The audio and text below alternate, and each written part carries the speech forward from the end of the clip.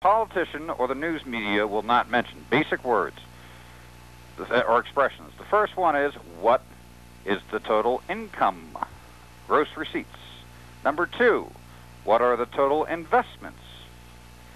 Number 3, what is the net worth? And there's actually a fourth, which is very important. What is the growth? What has the growth been in 5 years, 10 years, 15 years, 25 years?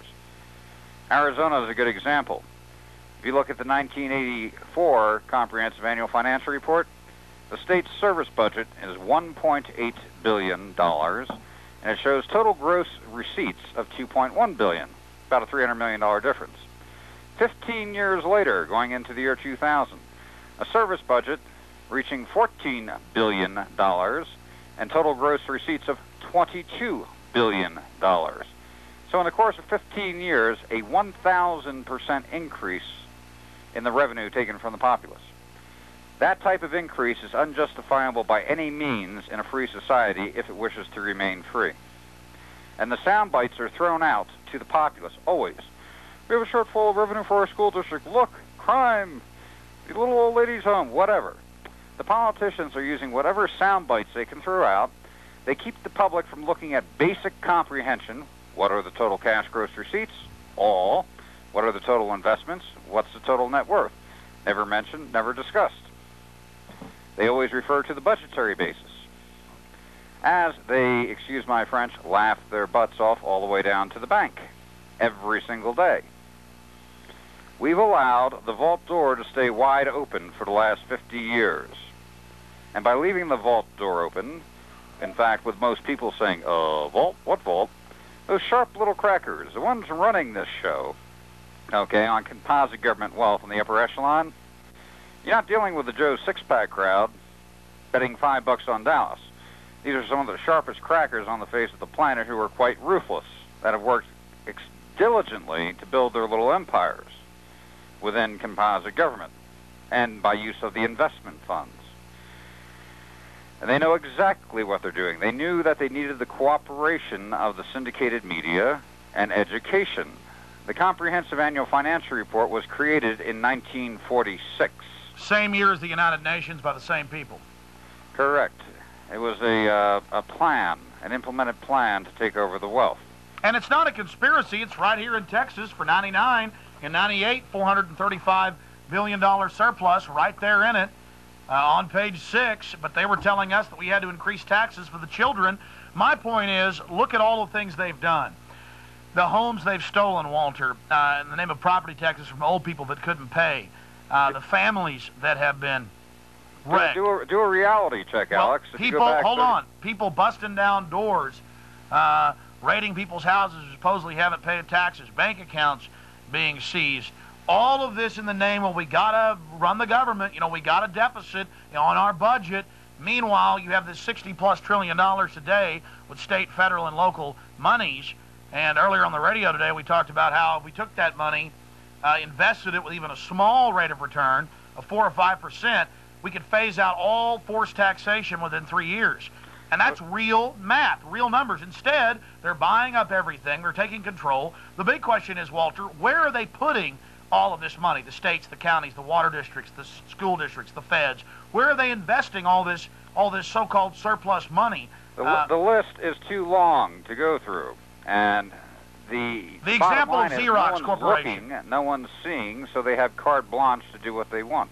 The example of Xerox Corporation. I'm going to repeat a conversation I had with a heavyweight from California about 2 weeks ago. I briefed him on the aspect of setting up an annuity pension fund for the resident property owners and taxpayers, by which the surplus revenues are deposited into this account. Venture and enterprise projects, which the government owns, which no way they should own, like golf courses or real estate venture projects, are sold back into the private sector, and that money is consolidated into the annuity pension fund. And where overgrowth took place, downsizing where appropriate. I gave the example of Arizona and their growth. All 3 areas create a phenomenal amount of revenue. And that annuity pension fund is written in stone, having the set principle of operation of supplementing that city or county's budgetary basis until canceled. In other words, you can phase out all forced taxation. And in fact, with good, prudent financial management, you'll have a surplus occur where you can issue a dividend return back to the resident property owners on top of no taxation. Now, the heavyweight said to me, he goes, Walter, that is perfect. That's what should have been done a long time ago, but it's such a massive structure. How do you ever possibly plan on implementing such a structure? My response to him was, I said, it's already been done. I said, composite government pension funds are standing at $28 trillion. They generated $4.3 trillion last year. Total taxation in this country, federal, $1.8 trillion. If you take all local taxation, about $1.6 trillion. You're standing right now at about $3.5 trillion in total forced taxation in the entire country. The government pension funds generated substantially more than all taxation in this country. Through administrative action, you can establish the exact same program for elimination of all taxation in this country and implement it within 3 years, and in most cases phase out all forced taxation in this country. Now, Walter, the point I made on the radio today is people are addicted to their paltry little government paychecks, to the chicken feed we're given, the money they're using to break up the families. Can't have a man in the home. If you don't have a man in the home, we'll pay you. We'll put you in a nice slum. We'll ship in drugs so we can put your sons and daughters in prison. This police state system, people want their chicken feed. They want it. Even at the current numbers with a $60 trillion surplus, with state, local, and federal governments telling us they're actually running deficits when their own documents that they circulate amongst themselves brag that they basically rule the entire country and own almost everything, we have to make the point to people that even if nothing was downsized, even if things were expanded for inflation, that if this money was invested, even at a low yield return, we could phase out all forced taxation in 3 years. Now, if you sold off the golf courses and the hotels and the motels and made the government dump these stocks and the rest of it, then what you would have is enough money, like they do in Alaska. Last year, people in Alaska got $3,000 a piece from the government, a paltry part of their oil and gas revenues that the state government was getting. Now, I mean, for people who don't understand what we're saying, let me boil it down to you folks one more time. In 1998, now the county, the city, the feds, the water districts, the school districts, countless other government agencies, healthcare groups, all this stuff, that they're supposedly public, government, they're telling us that they have to increase our taxes because we're running deficits. Then you read their own lavish reports, and all of them put them out because they trade these amongst themselves in this big empire building. They're all bragging to each other that they've got the biggest empires. Texas does it right here in this year's report from the comptroller. Not a word of the budget in here, folks. It's like me making $100 a week, but I tell my wife I make $2, and I tell her my budget is $2. She never hears about the $98. I spend more than $2. I spend $3. I say, honey, we're over budget $1. You're going to have to go get a job.